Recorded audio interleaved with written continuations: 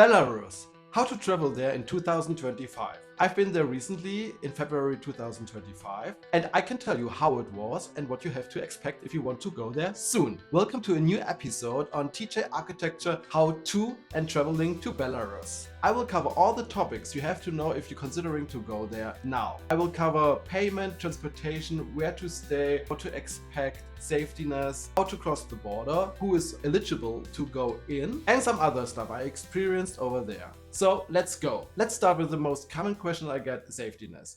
Actually, I felt safe over there in Belarus. I never encountered anything, barely saw some police. So actually only 2 times or 3 times. I mean, at the main buildings like the parliament and so on, there is some security. Also at crowded spaces, it felt really safe.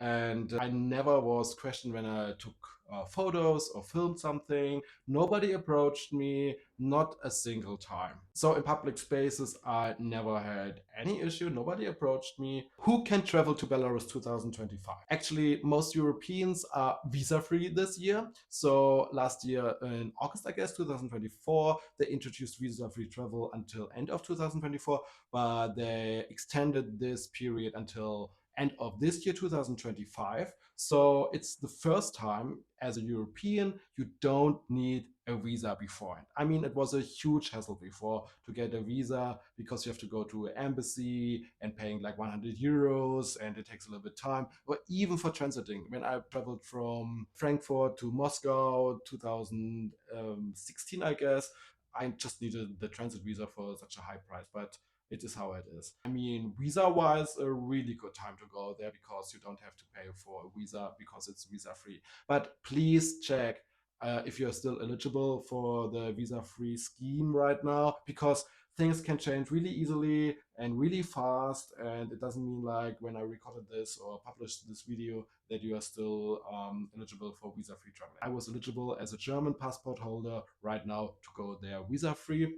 And there is a longer visa-free scheme in place if you travel by plane with arrival in Minsk. It should be visa-free for even more countries, I guess. But please check this beforehand.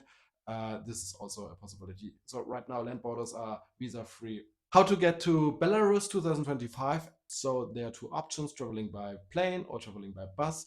By plane, you can just fly in from a third-party country if you are in the EU. So it means like Armenia or Uzbekistan, and flying to Minsk. And if you are in the EU or traveling from the EU, you can take a bus. So there are buses from Warsaw to Minsk and from Lithuania, Vilnius to Minsk, and take the land borders. They are still open, and the buses are like really frequently, like every hour or something like this. How to travel from Vilnius in Lithuania from the EU to Minsk. Actually, I took the border crossing from Lithuania to Belarus. It's from Vilnius, it's only half an hour by bus to the border, and from the border to Minsk, the capital of Belarus, it's like 2.5 hours. So in total, it's only 3 hours. It's pretty near. Yeah, Lithuania is EU and Minsk is obviously Belarus. There are direct buses from Minsk to Vilnius and vice versa every hour, stopping at the airport as well in Vilnius. So you can fly to Vilnius and take the bus directly to Minsk. It seems like at the night the buses took a little bit longer. The border crossing is scheduled like for 2 or 3 hours. During the day, it's only scheduled for like 1.5 and 2 hours. So in total, the travel time is like 4.5 hours, 5 hours. And in winter, there is 1 hour time difference as well. So keep in mind. And you can buy the bus tickets online. I recommend Eurolines.lt. That's the long distance bus company from Lithuania. And you can buy it easily online, paying by credit card, no worries. But actually, the prices are quite steep right now. It's like 50 euros one way. And the bus was pretty empty. It was like only 30% full. So I was expecting like the border should be really smooth. Another border crossing, Tiraspol Prest. I guess the most common border crossing in former times because it's from Warsaw to Minsk. It's the direct connection, but this border is famous for delays and long waiting times. A lot of travelers messaged me. It's like 7, 8 hours it can take. And one more point, just keep in mind the holidays in Belarus and Russia, because if you go to Christmas or New Year's Eve, what is the most important holiday in this area. So waiting times at borders can be much longer than I experienced because it was total off season when I went there. Another point, I took the bus from Vilnius to Minsk in on Monday. It was empty Monday morning, and on Friday evening back, and it was also kind of empty. It was like 20% full. So it seems like an off season. It doesn't matter if it's a weekday or weekend. Border experience: how to cross from the EU to Belarus on a land border. One of the last entries from the European Union to Belarus and Russia. When I arrived at the Lithuanian border, it was really straightforward. It was like checking the passports and so on. It took like half an hour, 40 people.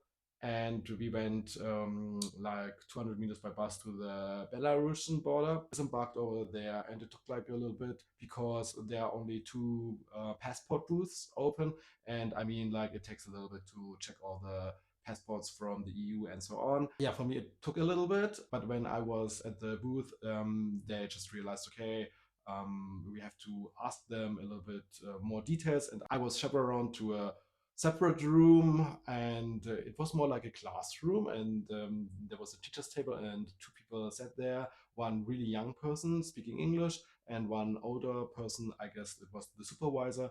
And they asked me like the regular questions: why are I here, where you're going, do you have a return ticket? So I showed them my return ticket by bus, and it was a little bit funny because they took my phone, and I knew this before that they will check my phone, but it was a good reason to ask me like, where's your return ticket? Show them my phone, and then they took my phone and just scrolled through my phone for 1 minute. I think it was not a deep search. It was more like some photos and someone. I don't know. I guess, but it was just 1 minute searching my phone. But there was no connection to an app or something like this. Nothing was installed. It is an iPhone, so it was okay for me. And after like 5 minutes asking me like, yeah, all the standard questions, I would say it was firm but a little bit friendly. It was not too bad. I mean, like, the scenery in a separate room or more like a classroom was a little bit obscure, but I mean, I was expecting something like this. After this, I was going to another room, and they took my fingerprints and my handprints, and the scanner was not up to date, I would say. And it took like 15 minutes to scan every hand detail and my palm and so on. And it was like taking too much because we had to redo it several times. The bus was loaded with all the passengers, and I was the last one boarding the bus. Yeah, and we went off to Minsk. So overall, it was like pretty straightforward. If you are familiar with Eastern Europe borders, will be no surprise. Next topic: transportation. In February, I mean, it was winter, everything ran really smoothly, so metro and so on.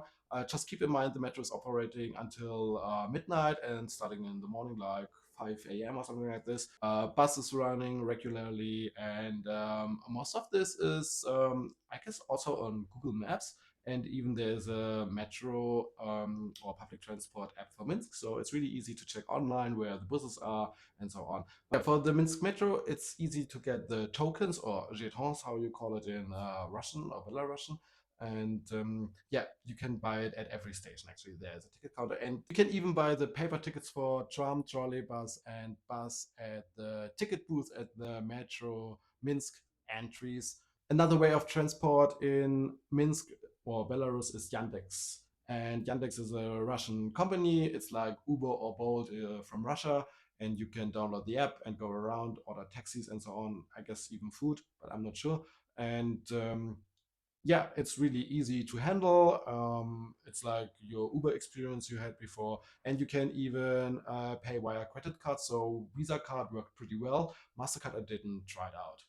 Best way to connect it in Belarus is buying an eSIM. I did so, and it worked pretty well. Did I met other travelers over there? I went there like for 5 days, and I only met once fellow travelers, I would say, kind of. And it was in the GUM, in the Geralnaya Universalnaya Magazine, the former flagship department store in Minsk.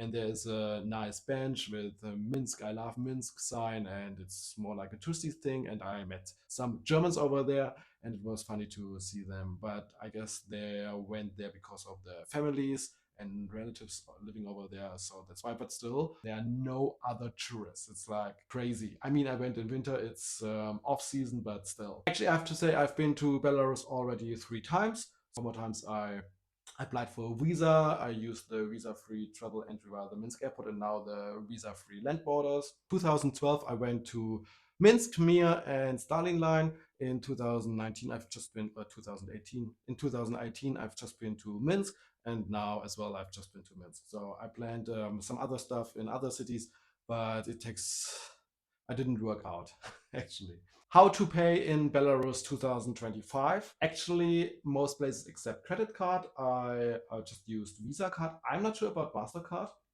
Amex is not accepted anywhere, but I brought a lot of cash and I changed a little bit cash over there from euro to Belarusian ruble. The rates are pretty good. Just go to an exchange booth.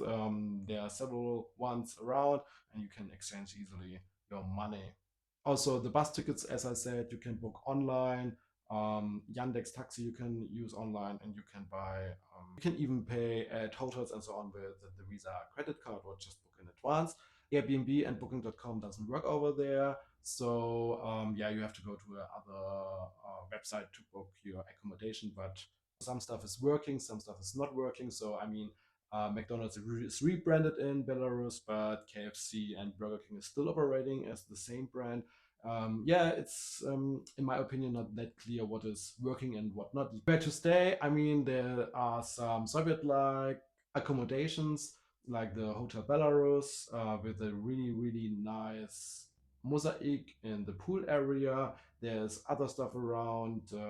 It's really crazy that Hilton is still operating there, and there will be a Waldorf Astoria opening soon. I guess this year. This is crazy because Hilton just went out of the Russian market, but operating soon the highest luxury brand in Belarus in Minsk. So the hotel looks like it's almost ready for welcoming guests, but yeah, I don't know what to think about this. How friendly the people over there in Belarus?